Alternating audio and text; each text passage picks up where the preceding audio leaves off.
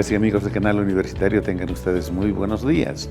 Soy el doctor Gustavo Mendoza Ríos, profesor emérito de la Facultad de Medicina y médico ginecobstetra que tiene el placer de ingresar a vuestros hogares mediante su programa Cuidemos tu Salud.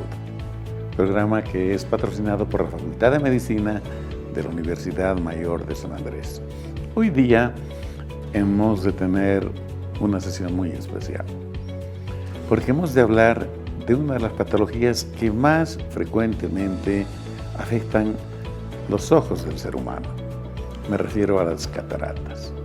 Fíjense ustedes, como un dato simple y llanamente llamativo, más de 2.000 millones de habitantes de nuestro mundo sufren de catarata en diversos grados, y más o menos 100.000 personas en este momento son ciegas totalmente gracias a este mal. Lo bueno de este problema es que puede ser resuelto. Se lo puede resolver de forma relativamente sencilla mediante una cirugía, a lo mejor la que más se practica en el globo ocular humano, y en el país tenemos la posibilidad de resolver indudablemente. Para ello, para abordar el tema, hemos invitado a un distinguidísimo amigo y profesional, el doctor José Vaya Terceros.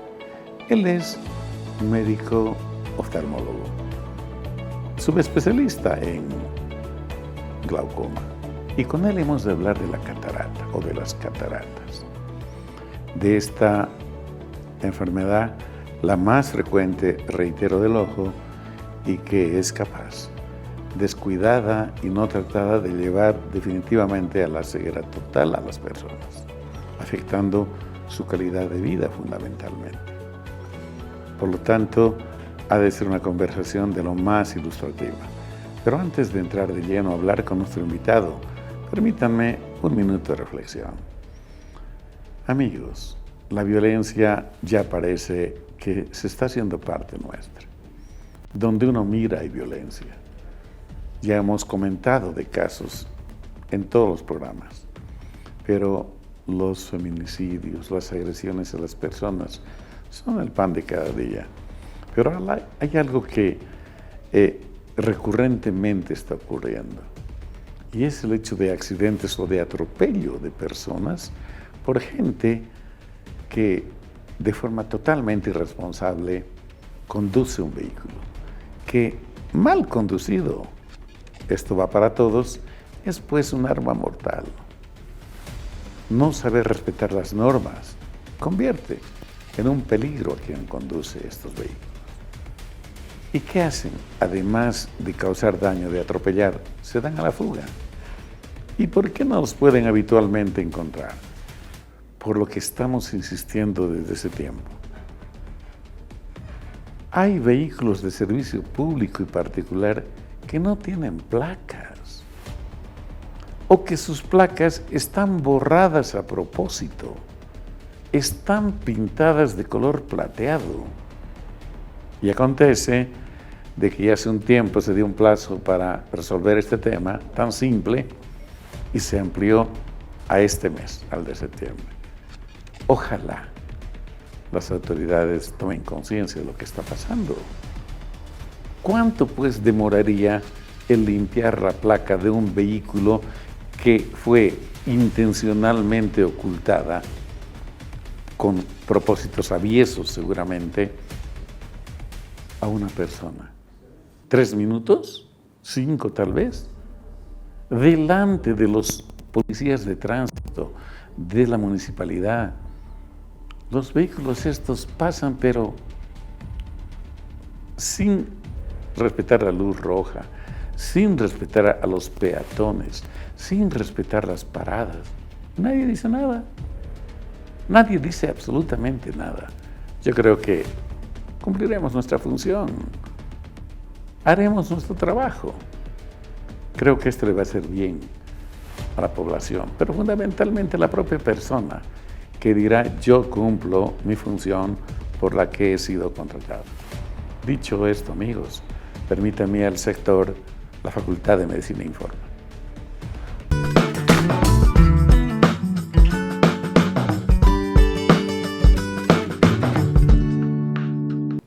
Hace pocos días, el Instituto de Investigación en Salud y Desarrollo de la Facultad de Medicina cumplió 24 años y la señora vicerrectora y autoridades ponderaron su labor investigativa. Veamos la nota, por favor.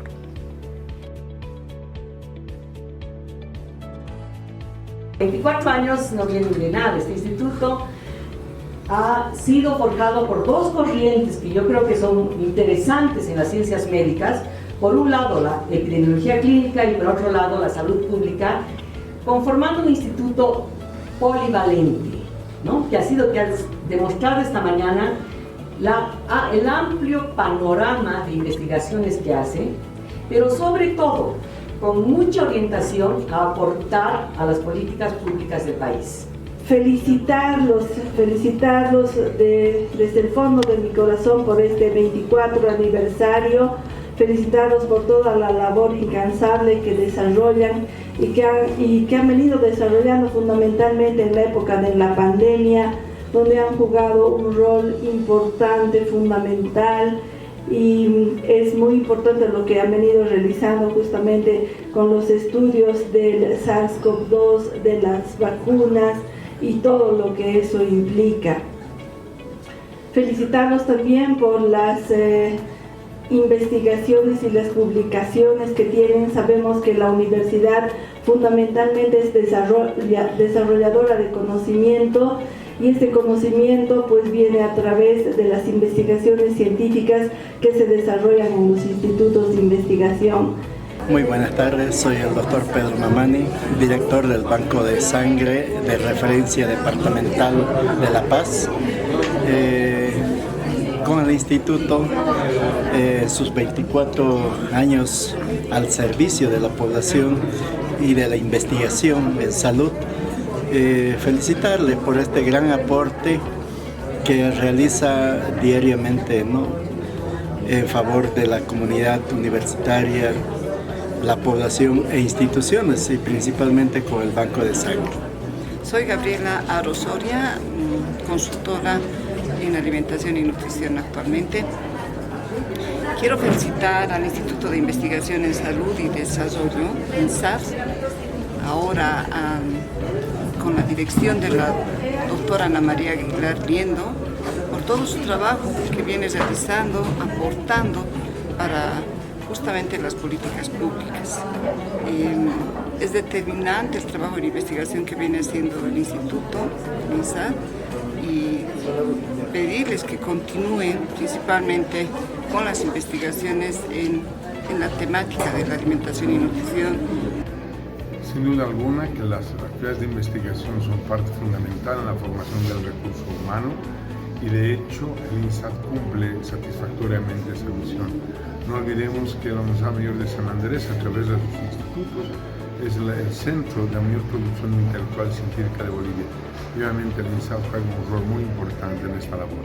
Estamos seguros que desde la carrera de medicina apoyaremos en todo lo que sea posible el trabajo de este instituto y deseamos para ello muchos años de trabajo y muchos años de producción científica. Los transmisores de la enfermedad de Chagas, entonces están desde la etapa de huevos hasta los adultos. Son diferentes especies y hay que tener en cuenta que esa es una de nuestras especialidades con las que trabajamos.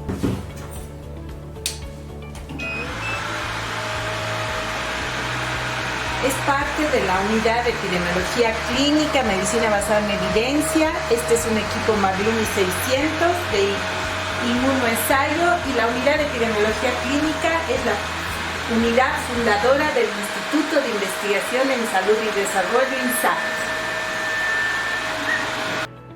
En nuestra Facultad de Medicina próximamente se va a desarrollar un proyecto que va a tener por objeto investigar los casos y grados de violencia que se pueden o se suscitan en la población universitaria de medicina.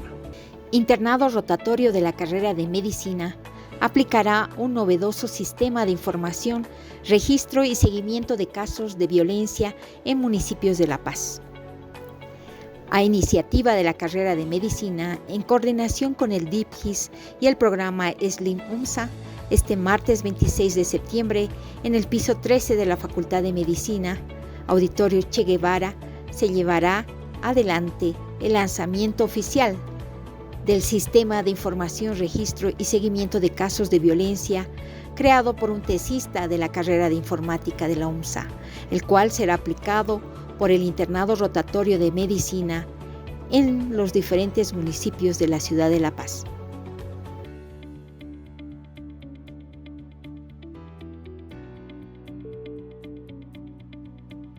Invitar muy cordialmente al lanzamiento del Sistema de Información, Registro y Seguimiento de Casos de Violencia, que va a ser aplicado por el Internado Rotatorio de la carrera de Medicina. Es para nosotros un gran logro, ya que dentro del programa Slim UMSA se ha estado trabajando como carrera de Medicina para abordar temática en cuanto se refiere a la violencia en todas sus formas de presentación.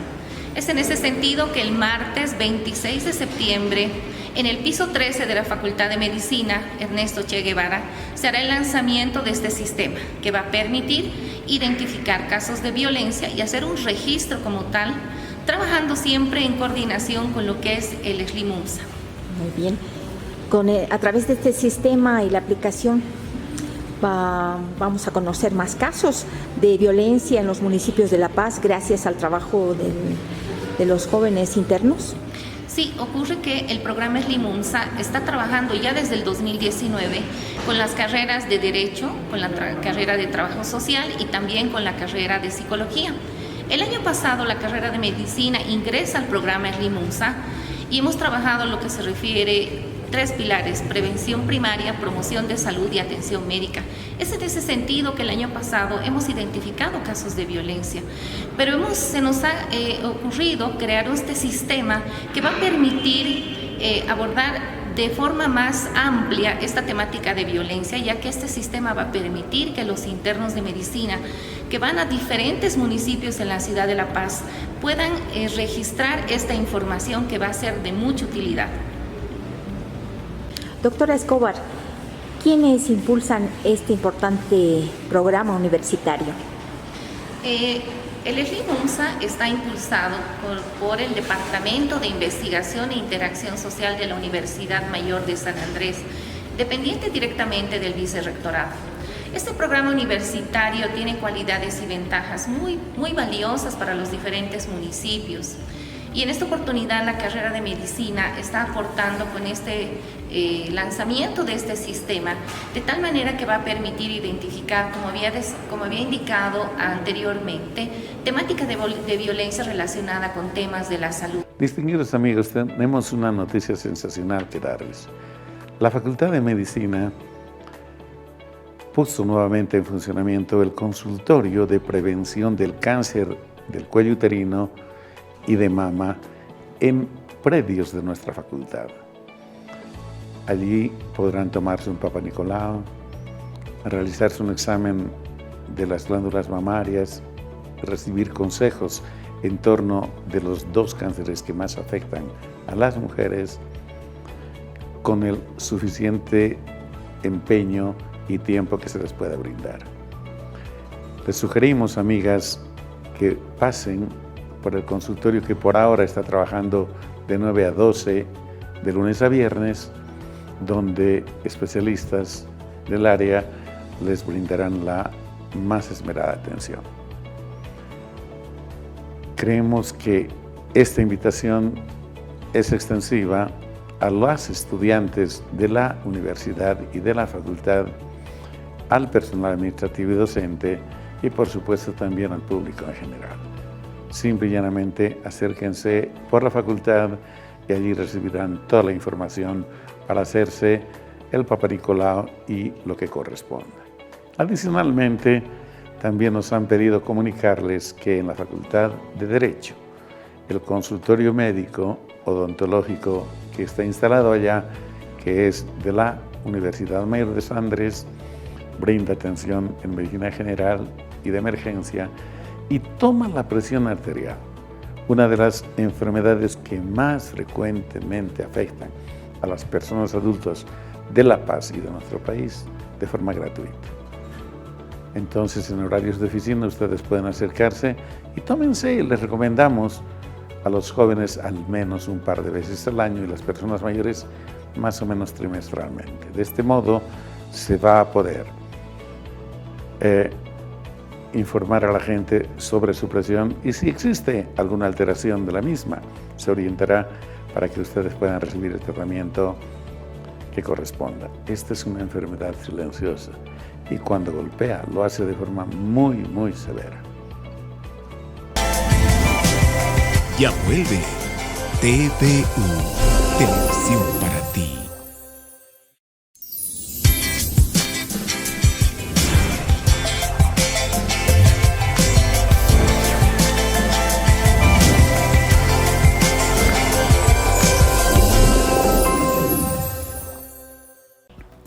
Distinguidos amigos, como lo habíamos señalado precedentemente, está con nosotros nuestro invitado de hoy, el doctor José Bayá Terceros.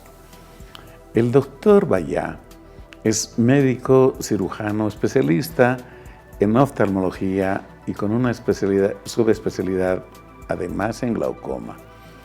Él es médico de base del Instituto Oftalmológico Javier Pescador, que se encuentra dentro del complejo hospitalario de Miraflores. Este es un hospital de referencia, por lo tanto sus médicos realmente ven una cantidad de casos muy particulares y por supuesto mucha catarata.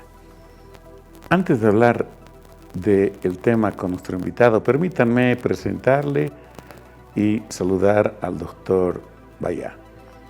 Pepito, gracias por aceptar nuestra invitación. No, doctor, a usted las gracias por el espacio, siempre predispuesto aquí a absolver todas las dudas y sobre todo pues cumplir nuestra misión de tratar de informar a la gente, que es prácticamente uno de las columnas de la actividad médica, ¿no? Correcto. Amigos, nada más para entrar en contexto. La catarata o las cataratas que afectan a los ojos se convierten hoy en día en la primera causa de ceguera en el mundo, cuando esta no es tratada adecuada y oportunamente, por supuesto.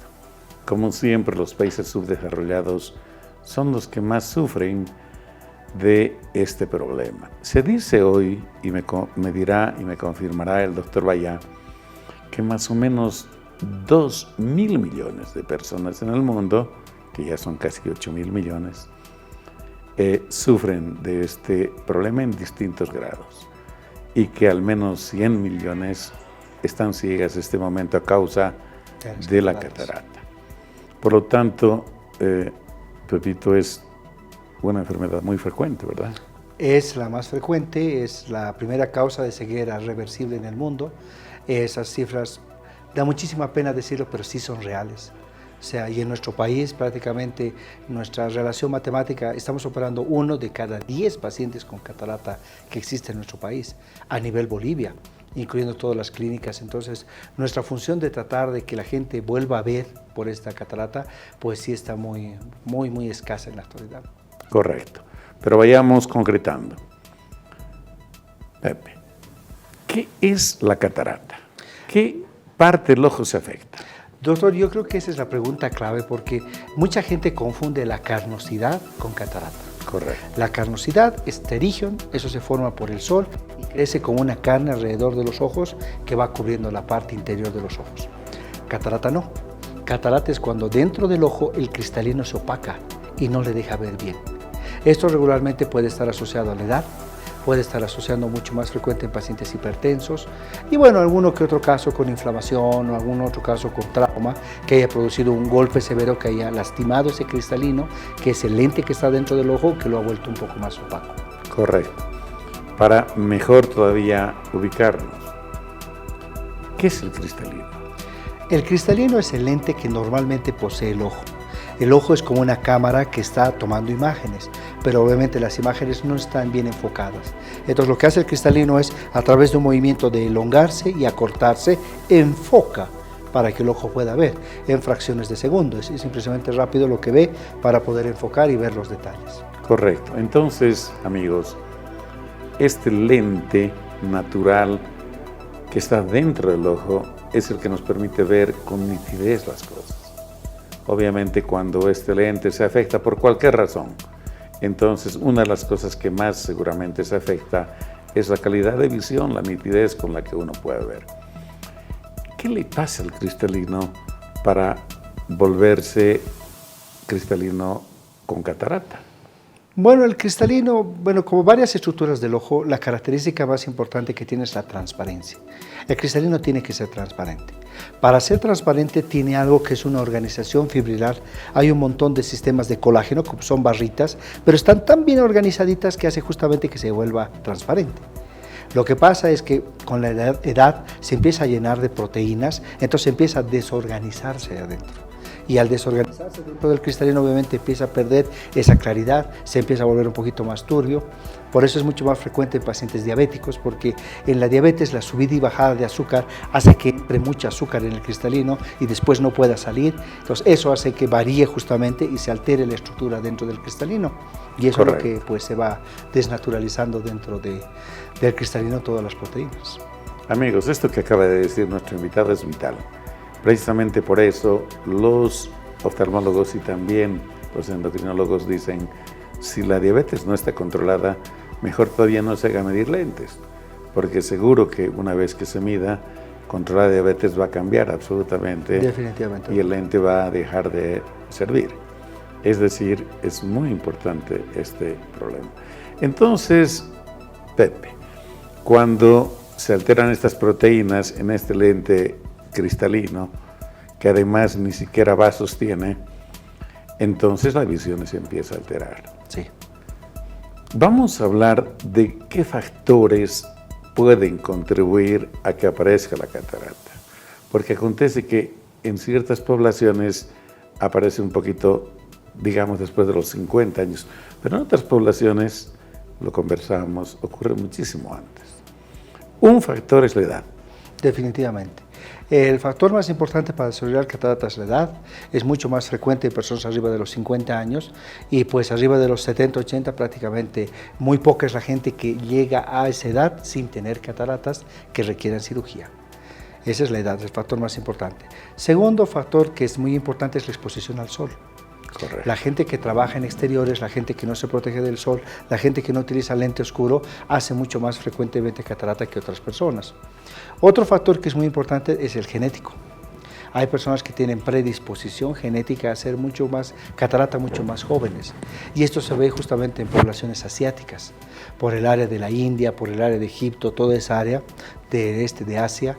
En esos lugares las personas hacen cataratas mucho más frecuentemente y a edad mucho más corta, que pues elimina mucho su capacidad de poder desarrollarse, ¿no? Claro, y además tiene que ver siempre con el tipo de trabajo que uno desempeña. Pues, sí, definitivamente. La gente que trabaja en exteriores... visión alterada en un artesano es la hecatombe prácticamente. Claro, porque además toca detalles y en la actualidad la gente que trabaja en computadora.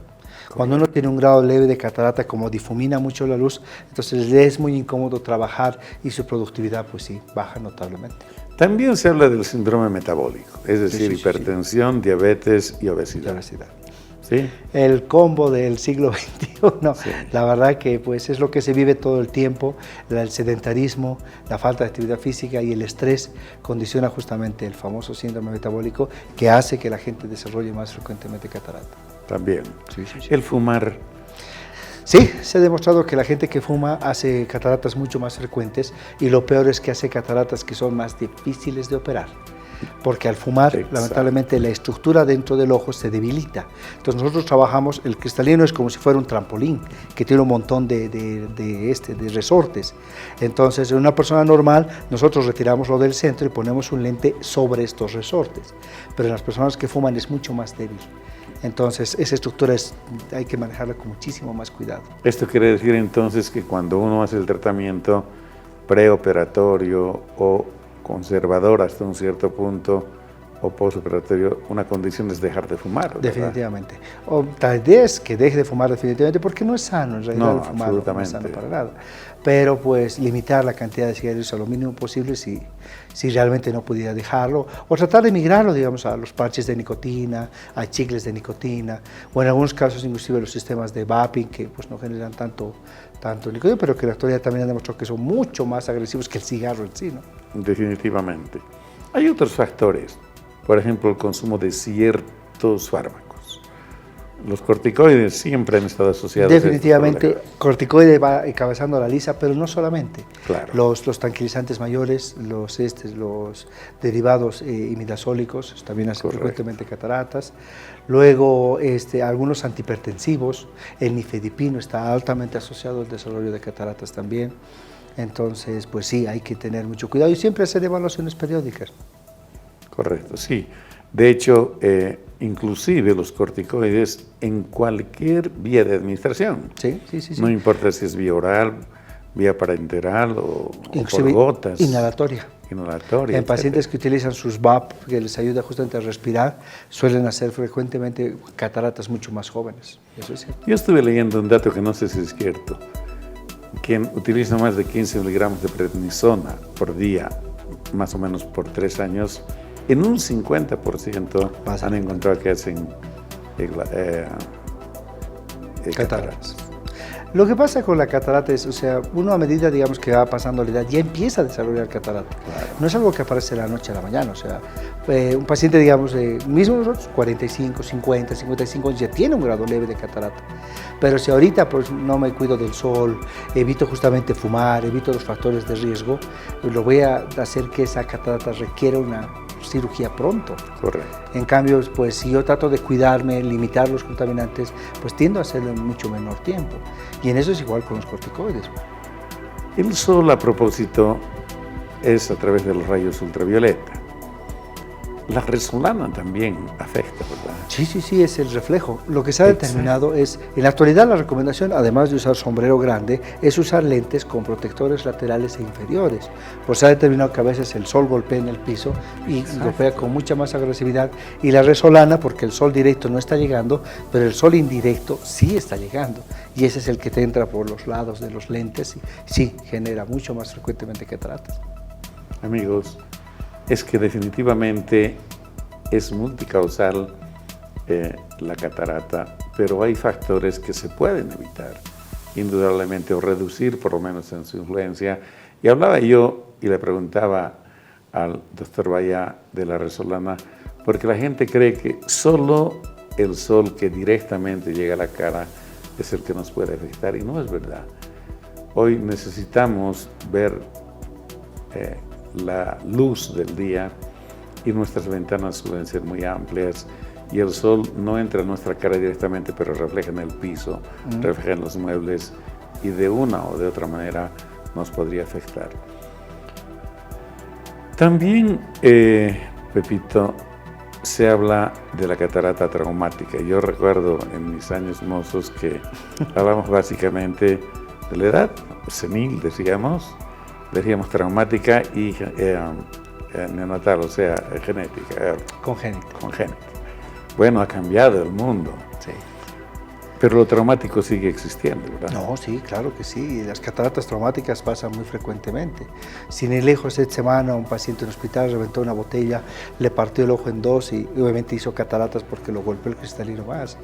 Y pues son personas jóvenes, ¿no? Estamos hablando de 25, 26 años, en plena etapa productiva de su vida, pensando en casarse, pensando en hacer familia, y pues hay que encontrar la mejor manera de ayudarlos porque no, pues eso puede limitar mucho su actividad.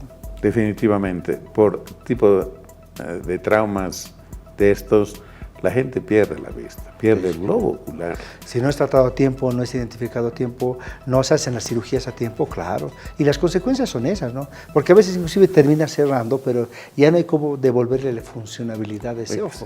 Y eso es a la larga de ya tiene con un ojo ciego, doloroso, que le incomoda, estéticamente es feo, y no, pues no, es bien complejo. Y no solo eso, hay algunas patologías oculares que, afectado uno, afectan al otro también. Sí. hay inflamaciones sobre todo. Exacto. Hay enfermedades sistémicas, por ejemplo la artritis reumatoidea, el Sjögren, el lupus eritematoso, que generan inflamaciones en los ojos. Esta inflamación genera glaucoma y genera catarata en los ojos. Y obviamente como el cuerpo es uno solo, empiezan a afectar el otro lado también. Correcto, amigos. Hemos de seguir hablando del tema con nuestro invitado, el doctor José Bayá. Pero ahora permítame ir unos segundos, por favor, a un pequeño corte. Ya vuelve TVU, Televisión para ti.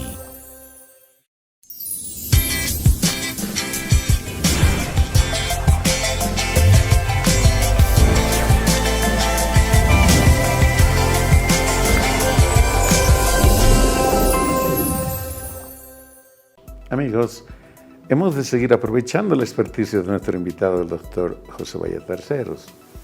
Pepito, ante esta situación, ¿cómo se manifiesta, cómo en los pacientes ocurre esta enfermedad? ¿Qué síntomas generalmente presenta? La característica de una catarata es la pérdida de visión. El paciente dice, doctor, veo nuboso. Doctor, veo como si estuviera de tarde. Doctor, veo como una niebla todo el tiempo. No puedo ver claro. Doctor, no puedo definir la imagen, no puedo ver. Entonces uno revisa y como es, con una linterna uno lo ilumina en la pupila y ahí empieza a aparecer un poco blanquito. Entonces el diagnóstico en realidad no es tanto el problema porque con una linterna uno puede diagnosticar una catarata. Correcto. Pero como parte también del envejecimiento, a veces uno precisa de un poco más de iluminación para mejor ver la letra chica. Esa es otra característica. Esa es otra cosa que pasa Sí. habitualmente en la gente mayor, ¿verdad? Que va envejeciendo. No, sí. Lo que pasa es que como la luz no es suficiente en la resolana, la pupila empieza a abrirse más y obviamente las áreas donde están opacas es mucho más evidente.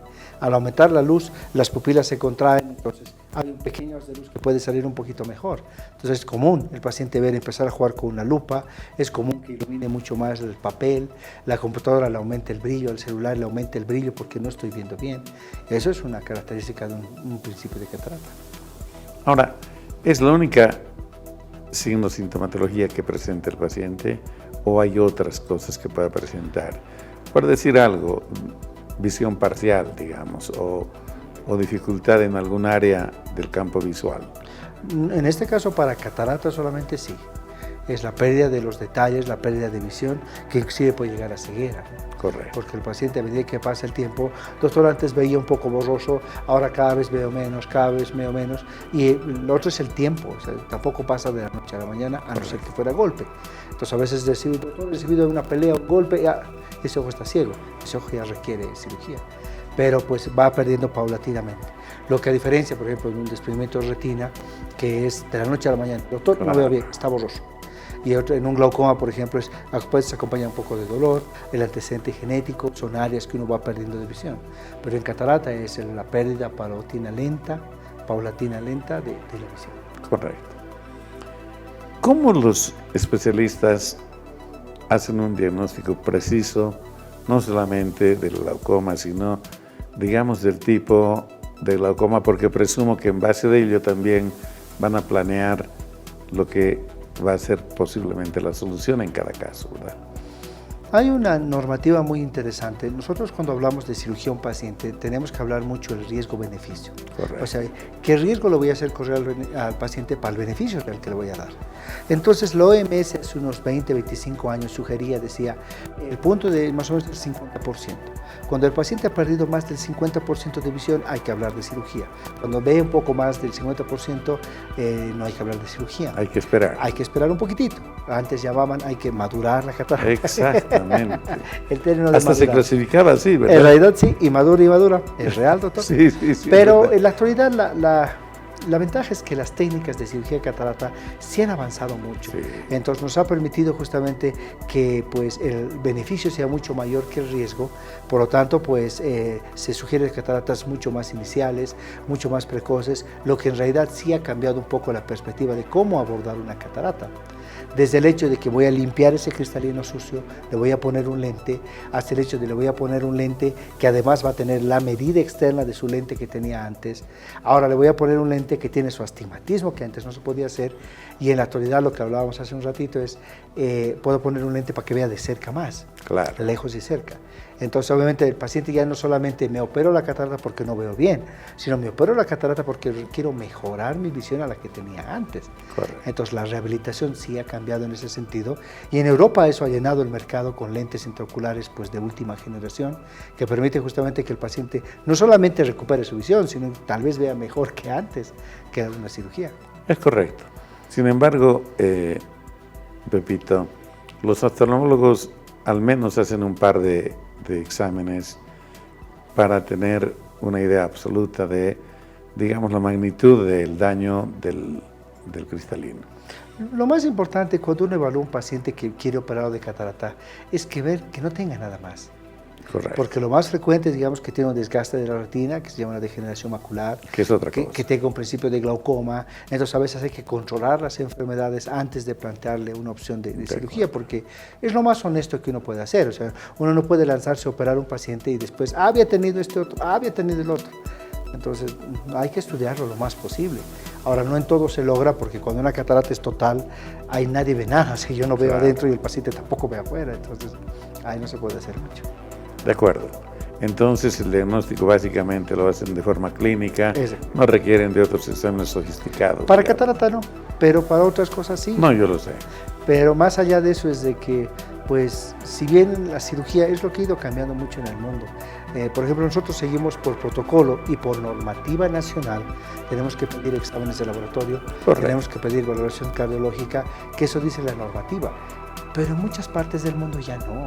Es verdad. En muchas partes del mundo directamente el paciente se siente y lo operan y se va para su casa sin estudios ni nada porque la demanda así lo requiere, ¿no? Es decir, la cirugía, sin minimizarla, es ambulatoria, puede ser muy rápida y habitualmente no tiene muchas complicaciones, casi ninguna complicación. Y se hace ojo por ojo. Sí. Esto me parece muy importante que se lo explique a la gente. Definitivamente sí, doctor, excepto casos muy especiales. Yo en mi vida hasta ahora voy a operar el miércoles justamente un paciente privado de libertad que llegó al hospital, cataratas totales ambos ojos, y es muy difícil que ese paciente vuelva a salir de la cárcel. Es muy difícil. Entonces, pues hay que operar ambos ojos. Hay que hacerlo. Eso es lo excepcional. Claro, la excepción pues, no hace la regla, pero claro, siempre se hace ojo por seguridad. A mí me gusta mucho terminar de rehabilitar un ojo, que el paciente vea el resultado, sepa sobre qué está trabajando. Dice, sí, doctor, realmente ha mejorado la visión, vamos a operar al otro lado. Pues nos vamos a operar al otro lado. Hay alternativas, es decir, alternativas quirúrgicas, ¿verdad? Estamos hablando de microcirugías convencionales, diría yo, cirugías láser también. Sí, claro. Y obviamente a lo mejor nuevas técnicas que van cada vez apareciendo. ¿Qué es lo que el país, el instituto, lo común ofrece a la gente? Bueno, en realidad en el hospital tenemos una desventaja, es que realmente tenemos buena tecnología. Allá, por ejemplo, se hace la cirugía que se llama de microincisión. Correcto. Cirugías pequeñas, se hace de forma antigua, se abre el ojito, se saca ese cristalino y se le pone un lente, se le pone un par de puntitos para estar tranquilos, que a pesar que en un buen túnel no necesitaría. La otra cirugía es la facomulsificación, en la cual nosotros entramos con un ultrasonido, una sonda de ultrasonido, nos comemos la catarata dentro del ojo y le ponemos un lente que va plegado. En eso va a ir una sesión mucho más pequeña, en 2.8 milímetros, que no requiere ningún tipo de punto. Hay otra cirugía que sí se acompaña con la faco, se llama la cirugía de femtosegundo, que no está a disposición en el país, en la cual a través de un láser destruye la catarata por dentro y uno entra con un aspirador y se lo termina de comer y le pone su lente plegable. Eso se está usando mucho. El problema del femtosegundo como tal es el costo. Es extremadamente alto para una catarata, lo cual nosotros en el momento de sugerir una cirugía tenemos también ponernos un poquito en los zapatos del paciente. Pero o sea, desde luego. No puedes pedir una cirugía $100,000 o $120,000 porque nadie lo haría, o sea, no tiene sentido. Y pues la cirugía por femtosegundo es un poquito cara. En cambio las técnicas convencionales de faco, de mix, en precio pues es notablemente mucho más económico. Los lentes actualmente hay a disposición mucho tipo, forma, variedad de lentes que al paciente independiente hay este lente que vale $200, hay este lente que vale 500 y hay este otro lente que vale 1500. Entonces ya el paciente decide, yo quiero que me pongan este lente o quiero que me pongan este otro. Correcto. Si el caso lo permite. Porque hay casos en los cuales pues directamente nosotros vemos una catarata muy especial, demasiado dura, demasiado densa, donde no nos vamos a meter a hacer técnicas muy agresivas. Eso, hay que abrir el ojo, hay que sacar esa catarata, poner un lente, la técnica menos invasiva posible, porque ese caso no vale la pena a veces hacer sufrir ese ojo sin motivo. Correcto. Y eso pues también te da un poco los años, ¿no? Cuando va haciendo... No, pero además lo que tanto exigimos de los profesionales, ética. Claro. La ética es vital. Sí. Riesgo-beneficio. A ver cuánto mejoramos. No vamos a llegar a lo mejor a lo ideal, pero el mejorar significa mucho para la calidad de vida de las personas. ¿No? Y saber también qué expectativa tiene el paciente. Correcto. Porque hay pacientes que dicen, no doctor, yo juego golf, como una vez pasó, y tengo que ver el 20-15, mucho mejor que cualquier ser humano. O hay otros pacientes que dicen, no doctor, yo estoy en la casa, yo quiero ver mi tele, yo quiero ver mi novela. Entonces su expectativa de visión obviamente es mucho menor. Entonces en ese sentido pues nosotros nos tenemos que acomodar y también explicar sobre qué estamos trabajando. En lo convencional, después de operar un ojo, ¿cuánto tiempo recomiendan esperar para el siguiente? Se habla que la cirugía podría hacerse a partir del segundo o tercer día, pero nosotros normalmente por logística esperamos unos 10 días, 15 días. Me parece sensacional. Lo que el paciente te pide, porque a veces dice, no, todo ya no me alcanza, digamos, voy a ahorrar este mesecito, se ahorra su mesecito y al siguiente mes ya se opera el otro ojo, que a veces ya cuando pueden volver a ver, ya pueden mejorar su actividad. Sin duda. Vuelven a ser productivos. Correcto. Por lo tanto, creo que, amigos, debe estar absolutamente claro que no existen otro tipo de tratamientos que no sean los quirúrgicos. No es verdad que puedan haber fármacos, algún tipo de, a lo mejor, compuestos naturales que reviertan la catarata. Otros, a lo mejor otras patologías sí, pero la catarata definitivamente no. No, definitivamente no, es quirúrgico y siempre les decimos a los pacientes, o sea, no es una emergencia. Una catarata no va a ser una emergencia, a no ser que un paciente realmente esté muy restringido de su actividad. Entonces decimos, organícese, vea bien sus tiempos, vea un feriado, por aquí voy a pedir permiso esta semanita, voy a operar viernes. Entonces nos acomodamos, porque esa es la ventaja de las cirugías programadas. El paciente se organiza bien, quién lo va a cuidar, quién lo va a llevar, quién lo va a traer, quién le va a poner sus gotitas. A veces las personas inclusive que viven, los adultos mayores viven solas, entonces tienen que prever esos detalles. Una vez que se ha realizado la cirugía y controlado el cuadro, no ha habido ninguna complicación, ¿cuánto tiempo el paciente puede estar con su lente? El lente que se coloca dentro del ojo es de por vida, eso Correcto. nunca se cambia. Pero nosotros tenemos que hacer, como siempre, el pequeño ajuste de afuera. Entonces hay que darle su lentecito de montura. Eso varía según la técnica, podemos hacerlo a la semana 2, a la semana 4, a veces inclusive hasta la semana 6, en la cual vemos que sigue variando la cicatrización, entonces esperamos, ahí ya se le mide el lente, saber realmente con qué visión has quedado y sobre todo le damos su lente. Correcto. Entonces ya, con eso es... Yo creo que este detalle es vital. A veces la gente no recibe esta información. No, sí, claro que sí. Ella cree que va a dejar, como puede haber una operación, por ejemplo, de la córnea, que es otra cosa, y no es lo mismo. Entonces, habitualmente hay que decirle a la gente que en la gran mayoría de los casos convencionales, estamos diciendo, va a tener que usar sus lentecitos de cerca, porque la visión lejana va a estar seguramente muy bien. Exactamente. Y ese es un detalle que a veces, como el cristalino es removido, el lente que funciona para enfocar ya no existe. Entonces la visión de lejos termina buena, pero de cerca no. Correcto. Entonces hay que darle su lentecito de cerca o un lente multifocal que le permita visión lejos, intermedia y cerca, que le facilite justamente eso. Pueden proseguir con su vida normal. Sí, sí, sí.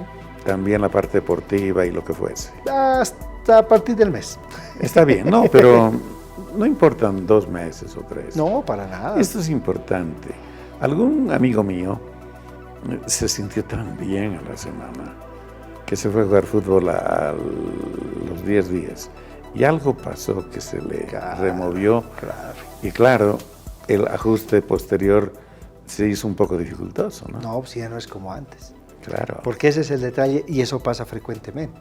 Por eso a las personas, digamos, que están 55, 70 años, que todavía están produciendo, están haciendo actividad y no pueden ver bien, le operamos un ojo, se sienten tan motivados, tan alegres que empiezan a dispararse, ahí es donde pasan los problemas.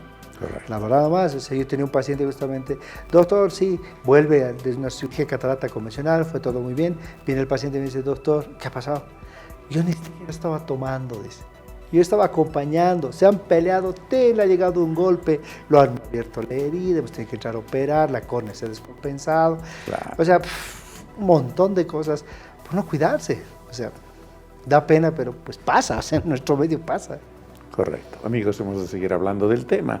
Permítanme unos segundos y estamos de retorno enseguida.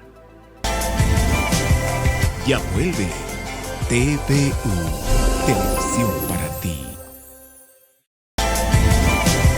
Estás viendo TVU, Televisión para ti. Distinguidos amigos, estamos en el tercer sector. El tiempo se nos fue increíblemente, pero hemos de seguir aprovechando de la experticia de nuestro invitado, el doctor José Vaya Terceros. Pepito, vamos a decir poquito de la catarata congénita. ¿Sí? No es raro. Tú me decías extra cámara que en el instituto más o menos un caso por semana ven los especialistas y para mí es eso muchísimo. Claro, sí. De hecho, amigos, la catarata congénita, como su nombre dice, es pues la opacificación de este lente del cristalino prácticamente desde el nacimiento. Los chiquitos no ven. Definitivamente, nacen sin ver. ¿Qué hay que hacer? Porque existe la posibilidad de que nunca vean si es que no se hace algo. No, sí, definitivo. Y lo que pasa a veces cuando nacen en el campo, nacen en lugares donde no tienen acceso a un sistema de salud, como no se diagnostica, el niño directamente aprende que no puede ver. Y como lo que pasa es que cuando nosotros nacemos, el cerebro empieza a munirse de la información que le dan los ojos. Diga, esto es azul, esto es blanco, esto es suave, esto es áspero. Entonces esa información es procesada en el cerebro. Cuando no tienes información, no desarrolla neurológicamente el cerebro en el área de la visión. El cerebro desarrolla en otras áreas, pero cuando aún así uno lo opera o lo limpia esa catarata, el niño no sabe qué ver. Entonces es realmente como si tuviera un nuevo sentido y es un proceso bien complejo de rehabilitación, no es nada fácil. Esta es la razón por la que se aconseja que más o menos dentro del tercer mes se pueda operar estas cataratas congénitas. En realidad actualmente se trata de que sean las primeras semanas. Correcto. De nacido, si es que tiene catarata congénita, a la primera, segunda semana, lo antes posible retirar.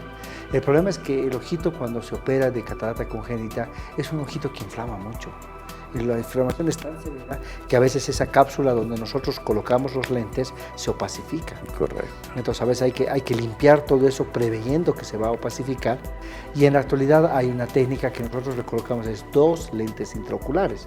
Porque el ojo del niño es pequeño, es altamente hipermétrope. Entonces le pongo 2 lentes para compensar eso y que desarrolle neurológicamente. Ya tú cuando crezca el ojito a los 7, 8 años, retirar un lente para que ella vea con el otro lente.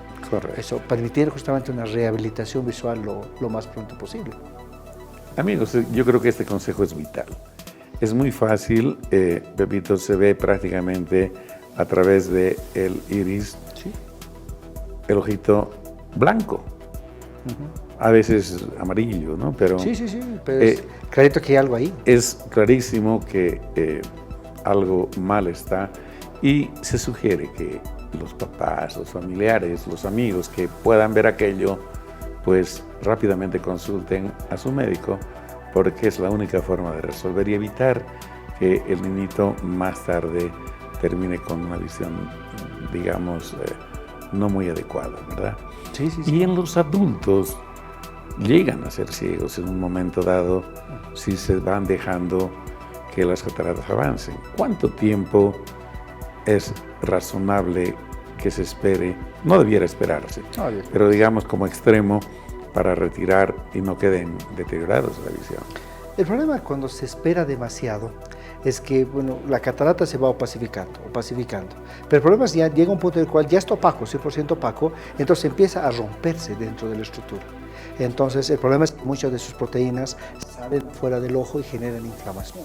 Entonces eso ya es una complicación de la catarata, es glaucoma facoanafiláctico se llama, y sube la presión, el ojo se inflama, es torpe. Entonces eso empeora el pronóstico de recuperación radicalmente. Y el problema es que el paciente, pues como no ve, tiende a aislarse. Entonces claro, son los pacientes que en las comunidades, digamos, el abuelito que ya no sale, el abuelito que se ha quedado en la casa y le dan de comer en la mañana y todo el mundo sale a trabajar y el abuelito está en la casa, ahí no vuelve a salir más. Por eso en las campañas que una vez realizamos es tratar de sacar a los abuelitos de las casas para que vengan a ver a cuántos podemos ayudar. Y ahí es donde encontramos unas cataratas horribles. De acuerdo. Amigos, definitivamente el mensaje es: la catarata se trata. Y los resultados son inmensamente mejores, los beneficios son muchísimo más grandes que los riesgos.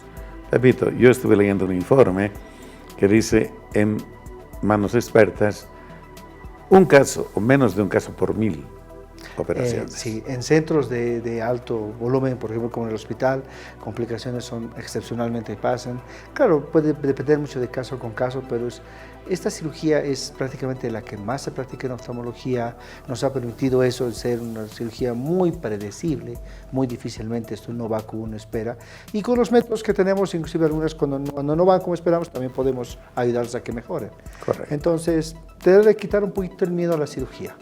La cirugía de ahora no es igual que la de antes. La cirugía de ahora nos permite con materiales muy innovadores, lo que usamos sustancias viscoelásticas que expanden dentro del ojo y evita que toquemos otras estructuras, que nos permiten una manipulación muy cómoda, y lo que pues el paciente, mientras menos se lo toque, siempre es mejor. Siempre lo decía mi papá, ¿no? El ojito, mientras menos lo molestes, para no decir otra cosa, siempre va a ir bien. Exactamente.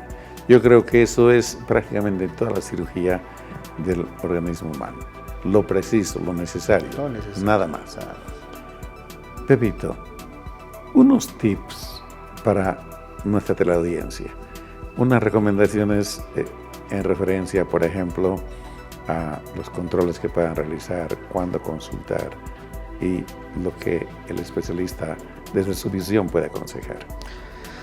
Lo principal es vamos al médico, no tengamos miedo, vamos al médico, vamos a hacer los controles por lo menos una vez por año, cada 8 meses a un año es recomendado en todas las personas. En pacientes diabéticos 3 veces por año, esa es la norma, 3 hay que ir. En los niños, antes de entrar al colegio, al kinder, vayan al oftalmólogo, sabremos si ese niño ve bien. Eso es, porque a veces el bajo rendimiento escolar está asociado a que el niño no ve, y le dicen este es el sonso, este es el flojo, cuando en realidad no ve, y sencillamente al no ver se aburre. Luego, pues, cuidarnos del sol. El sol es el condicionante más importante para que empeoren las cataratas, así que pues tratar de usar sombrerito, lente oscuro, más aún nosotros que vivimos en La Paz, que la concentración de rayos ultravioleta es muy alta, estamos muy arriba, nosotros nos golpea el sol con mucha más agresividad, pero en esta época del año que es completamente seco, entonces siempre esa es la recomendación. Correcto. Y definitivamente ante la duda están los especialistas y está nuestro instituto, el Instituto Oftalmológico, que cada vez más se prestigia precisamente por el gran trabajo que hacen los especialistas. En realidad sí, la verdad que ese hospitalito tiene años de cumplir esa función social, ahora peor con el SUS, realmente se ha llenado con cirugías que están prácticamente subvencionadas por el Estado, entonces pues ya no es una excusa el no tengo plata. Correcto. O sea, ya no es una excusa. Entonces, pues ya, si no te operas es sinceramente porque no quieres o tienes miedo, tienes cosas que no son racionales. Ya no es una excusa. Se nos ha ido el tiempo, infortunadamente, Pepe. Te pido, por favor, que te despides de nuestra teleaudiencia. Y nosotros te queremos pedir que en una siguiente vez podamos hablar de un tema tan importante como este para nuestra teleaudiencia. No, doctor, en todo caso siempre he dicho muchísimas gracias a usted por el espacio. Es muy interesante el poder compartir esta información de manera directa, porque a veces uno en la consulta no tiene el tiempo necesario para poder expandir estas dudas que son reales y existen.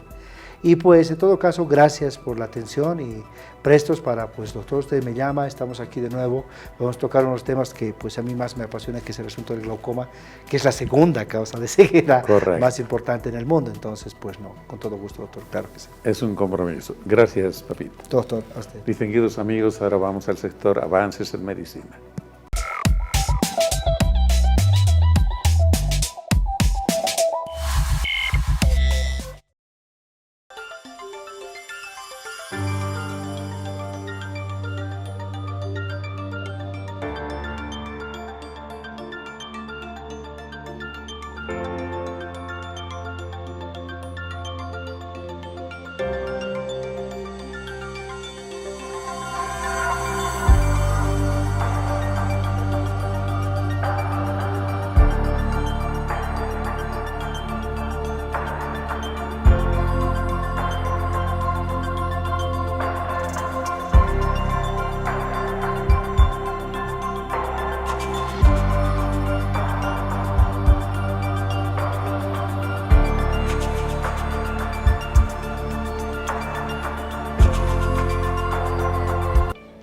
Distinguidos amigos, esto fue todo por hoy.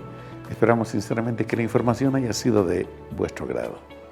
Difúndanla, por favor. Todos tenemos personas que van creciendo y que pueden sufrir de este problema, que como hemos señalado, tiene solución. Entre tanto, disfruten de su familia, gocen de sus hijos, disfrútenlos, quieran a la familia y demuéstrenles el cariño que tienen por ellos. Que tengan un lindísimo fin de semana. Tengan ustedes muy buenos días.